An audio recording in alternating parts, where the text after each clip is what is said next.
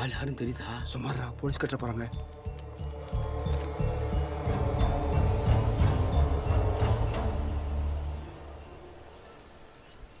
ஒரு ஆள் இறந்து போய் இயற்கையோட சேர்ற சமயத்துல தான் அந்த பாடி டீகம்போஸ் ஆக ஆரம்பிக்குது.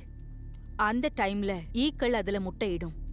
கிட்டத்தட்ட 24 மணி நேரத்துக்குள்ள அந்த முட்டை உடைஞ்சு புழுக்களா ஆயிடும். இந்த பாடியில இருந்து கிடைச்சது 3 நாளைக்கு முன்னாடி உருவான புழுக்கள். சோ இந்த பாடி 4 நாளைக்கு முன்னாடி உள்ளது.